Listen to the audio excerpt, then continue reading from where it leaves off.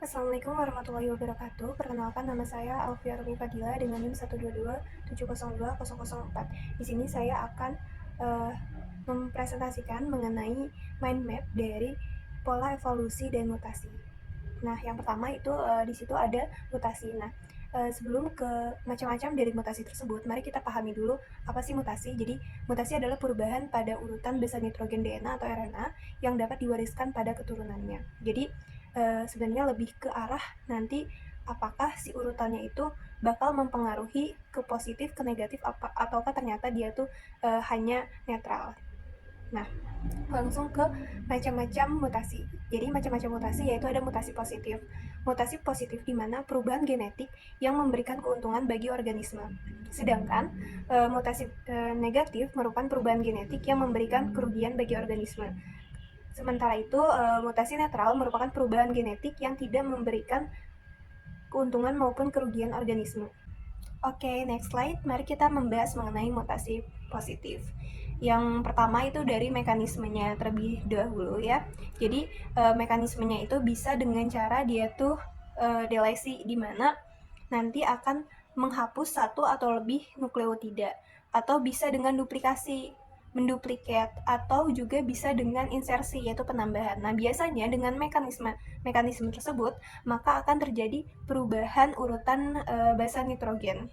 Nah, dari perubahan urutan basa nitrogen dapat menghasilkan protein dengan fungsi yang baru atau lebih efisien. Nah, protein baru ini dapat memberikan keuntungan adaptif seperti meningkatkan ketahanan terhadap penyakit, meningkatkan kemampuan untuk mendapatkan makanan, ataupun meningkatkan daya tarik bagi pasangan. Lalu masuk ke faktor-faktor. Nah, faktor yang mempengaruhi mutasi positif yaitu bisa dari radiasi, bahan kimia, replikasi DNA yang tidak sempurna, dan bisa menjadi faktor yang menyebabkan mutasi positif. Kemudian ada contoh-contoh dari mutasi positif ini, yaitu kalau pada hewan bisa terjadi perubahan warna sayap kupu-kupu untuk kamuflase. Nah, biasanya salah satu contohnya yaitu pada kupu-kupu biston Betularia yang mengalami mutasi warna menjadi lebih gelap. Selama revolusi industri, warna gelap ini akan membantu mereka berkamuflase di lingkungan yang penuh polusi sehingga terhindar dari predator. Kemudian ada yang tumbuhan di mana tanaman yang mengalami mutasi resisten terhadap herbisida dan serangga. Kemudian manusia yaitu mutasi pada gen CCR5. Nah, gen CCR5 ini mutasi pada gen CCR5 ini yang membuat individu resisten terhadap infeksi HIV. Orang dengan mutasi ini memiliki reseptor yang lebih sulit diikat oleh virus HIV sehingga mereka lebih kebal terhadap infeksi. Lalu kita bahas ke mutasi negatif. Nah, mutasi negatif ini mekanismenya sama seperti mutasi positif, cuman perbedaannya yaitu perubahan pada urutan basa nitrogen dapat menghasilkan protein yang tidak berfungsi atau berfungsi dengan tidak benar. Nah, protein yang rusak ini dapat mengganggu proses metabolisme dan menyebabkan berbagai masalah kesehatan. Nah, faktornya yaitu mutasi negatif sering disebabkan oleh faktor lingkungan seperti radiasi, bahan kimia, dan virus.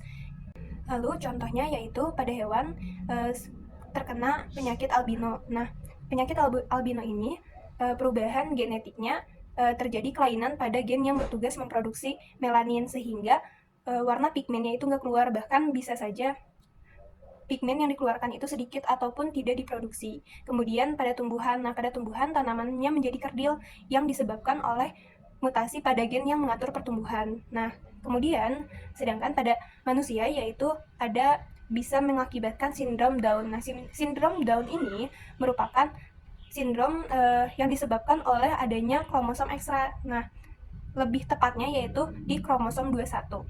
Terus ada juga penyakit-penyakit lain, sindrom-sindrom lain seperti sindrom Klinefelter, Jakob, Patau, dan sebagainya. Lalu apa sih hubungannya? Nih ya, balik lagi kan tadi sudah dijelasin gitu kalau mutasi positif tuh dia tuh sama seleksi alam tuh bakal dipakai banget lah. Tapi kalau mutasi negatif gimana nih? Nah, jadi mutasi negatif biasanya akan disingkirkan oleh seleksi alam. Namun, dalam beberapa kasus, mutasi negatif dapat bertahan dalam populasi jika individu yang membawa mutasi tersebut memiliki keunggulan adaptif lainnya, kayak gitu. Jadi sebenarnya nggak langsung disingkirin. Kalau misalnya dia punya kemampuan adaptif, dia bisa bertahan hidup, ya dia bakal ada gitu. Walaupun secara struktural ya, dia tuh mengalami perubahan DNA, mengalami mutasi. Oke, mari kita bahas mutasi netral. Apa sih mutasi netral? Jadi mutasi netral ini tuh perubahan yang tidak menguntungkan dan tidak juga merugikan. Mekanismenya dengan menggunakan dengan substitusi bahasa diam-diam. Jadi nanti ketika ketika terjadi substitusi, maka akan mengubah urutan DNA. Tetapi walaupun urutan DNA ini berubah, tapi dia tuh tidak akan merubah kode asam aminonya. Kenapa bisa demikian? Nah, kalian bisa lihat nanti di atas itu kan di bagian glisin dan glisin. Coba lihat dulu di tipe normal. Nah, di tipe normal itu ada guanin, guanin, sitosin. Nah, di bagian bawah di mutasi diam ada tulisannya itu jadi guanin, guanin, urasil. Di mana terjadi substitusi bahasa urasil di mutasi diam ini gitu. Nah, walaupun terjadi substitusi, tetap asam aminonya glisin karena memang glisin itu mengkode GGC, GGU, GGA seperti itu. Jadi tidak ada perubahan yang bisa mengakibatkan keuntungan maupun kerugian karena ya asam aminonya aja masih sama gitu. Kalau misalnya asam aminonya berubah, nah baru itu akan bisa masuk ke kategori apakah dia nanti akan negatif dan apakah dia nanti akan positif. Namun ketika asam aminonya masih sama, masih dalam satu kode, nah itu masuknya ke mutasi netral seperti itu. Apa aja sih contohnya? Yaitu contohnya pada hewan, yaitu perubahan pada pola bulu. Misalnya kan pada kucing ya, kucing kan banyak banget pola-pola bulu yang berbeda. Itu kan banyak banget lah diversitas dari pola bulu dari kucing. Kemudian ada juga perubahan warna bulu pada burung. Terus abis itu tumbuhan, nah variasi warna bunga, perubahan bentuk daun juga. Tapi perubahan bentuk daun itu tuh tidak mempengaruhi proses fotosintesisnya, cuman kayak jadi bervariasi aja gitu. Kemudian pada manusia ada variasi golongan darah, warna mata. Nah, intinya adalah dari contoh-contoh tersebut, mutasi netral ini tuh lebih ke arah diversitas atau semakin banyak keanekaragaman kayak gitu. Tapi dia tuh uh, tidak mempengaruhi selnya gitu. Apakah dia nanti akan negatif merusak fungsinya? Enggak kayak gitu. Ya enggak terjadi apa-apa gitu kalau di mutasi netral seperti itu. Jadi mutasi netral tuh berkaitan dengan evolusinya, yaitu berkaitan dengan diversitasnya gitu. Pertama ada evolusi divergen. Evolusi divergen terjadi ketika dua atau lebih spesies berasal dari nenek moyang yang sama, berkembang menjadi spesies yang berbeda karena adaptasi terhadap lingkungan yang berbeda. Contohnya yaitu kaki depan mamalia, seperti tangan manusia, sayap kelelawar, dan sirip paus. Semuanya berasal dari nenek moyang yang sama, namun berevolusi untuk fungsi yang berbeda karena adaptasi terhadap lingkungan yang berbeda. Kedua, evolusi konvergen. Nah, evolusi konvergen terjadi ketika dua atau lebih spesies yang tidak berkerabat dekat mengembangkan ciri-ciri serupa seperti respon terhadap tantangan lingkungan yang sama. Pola ini terjadi ketika organisme menempati habitat yang serupa atau menghadapi tekanan seleksi yang mirip. Contohnya sayap pada burung, kelelawar, dan serangga. Nah, ketiga kelompok ini tidak memiliki nenek moyang yang sama dengan struktur sayap yang sama, namun semuanya berevolusi untuk memiliki kemampuan terbang. Nah, ini adalah contoh adaptasi konvergen untuk memenuhi fungsi yang sama dalam lingkungan yang serupa, yaitu terbang di udara. Ketiga, evolusi paralel. Evolusi paralel terjadi ketika spesies yang berkerabat dekat berevolusi secara independen tetapi dengan cara yang serupa. Biasanya karena mereka hidup di lingkungan yang sama atau serupa. Pola ini sering terjadi pada spesies yang memiliki nenek moyang yang sama tetapi berevolusi di lokasi yang berbeda. Contohnya yaitu spesies pohon kaktus di Amerika dan tanaman Euphorbia di Afrika. Meskipun berada dari kelompok tanaman yang berbeda, kaktus dan Euphorbia telah berevolusi menjadi bentuk serupa, misalnya batang, berduri, dan struktur penyimpanan air, karena adaptasi terhadap lingkungan gurun yang gersang. Keempat, koevolusi. Koevolusi adalah pola evolusi di mana dua atau lebih spesies saling mempengaruhi proses evolusi satu sama lain. Pola ini biasanya terjadi pada spesies yang memiliki ekologi yang sangat tinggi, seperti predator dan mangsa, parasit dan inang, dan hubungan simbiosis. Nah, salah satu contohnya yaitu koevolusi antara bunga anggrek dan serangga penyerbuk, di mana beberapa spesies anggrek telah berevolusi bentuk dan warna bunga yang spesifik untuk menarik jenis serangga tertentu. Serangga tersebut juga akan berevolusi untuk mengumpulkan nektar dari bunga-bunga tersebut dengan lebih efisien menciptakan hubungan yang saling menguntungkan antara keduanya. Kelima adalah evolusi adaptif. Radiasi adaptif terjadi ketika satu spesies nenek moyang tunggal dengan cepat berevolusi menjadi berbagai spesies baru yang berbeda. Masing-masing beradaptasi dengan ceruk ekologis yang berbeda. Pola ini sering terjadi di lingkungan baru atau di ekosistem yang memiliki banyak ceruk kosong.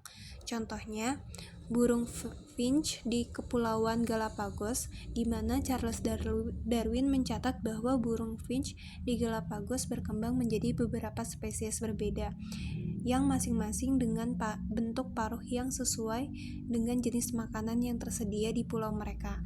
Spesies ini semuanya berasal dari satu nenek moyang yang sama, tetapi berevolusi untuk memanfaatkan sumber daya yang berbeda di pulau-pulau tersebut. Yang keenam ada evolusi lambat atau gradualisme. Gradualisme adalah pola evolusi di mana perubahan evolusi terjadi secara bertahap dan lambat selama waktu yang lama. Spesies berubah sedikit demi sedikit melalui perubahan akumulatif yang terjadi selama banyak generasi. Contohnya yaitu evolusi kuda, di mana kuda modern telah berevolusi dari nenek moyang kecil yang hidup sekitar 50 juta tahun yang lalu. Ukuran tubuh, bentuk kaki, dan gigi kuda berubah secara bertahap selama jutaan tahun untuk menyesuaikan dengan perubahan habitat dari hutan ke padang rumput terbuka. Ketujuh, evolusi cepat. Evolusi cepat adalah pola evolusi di mana perubahan besar terjadi secara cepat dalam waktu singkat, diikuti oleh periode panjang tanpa perubahan signifikan atau stabil. Pola ini sering terjadi setelah peristiwa lingkungan besar, seperti perubahan iklim atau kepunahan massal. Contohnya yaitu kepunahan massal dinosaurus dan munculnya mamalia besar. Pada era Mesozoikum, yaitu terjadi di mana kepunahan massal dinosaurus sekitar 65 juta tahun yang lalu. Kemudian pada era Cenozoikum muncullah mamalia. Nah, mamalia yang sebelumnya berukuran kecil dengan cepat berevolusi menjadi berbagai bentuk dan ukuran yang lebih besar untuk mengisi ceruk kosong yang ditinggalkan oleh dinosaurus. Dari pemaparan yang sudah dijelaskan, dapat disimpulkan bahwa mutasi adalah peristiwa yang sangat penting dalam sejarah kehidupan di bumi. Perubahan kecil pada susunan genetik ini, yang terjadi secara acak, telah menghasilkan keragaman hayati yang luar biasa. Mutasi yang menguntungkan akan dipertahankan melalui seleksi alam, sementara mutasi yang merugikan akan cenderung menghilang. Dengan demikian, mutasi dan seleksi alam bekerja sama membentuk pola evolusi yang kompleks dan menarik. Sekian dari saya. Wassalamualaikum warahmatullahi wabarakatuh. Terima kasih.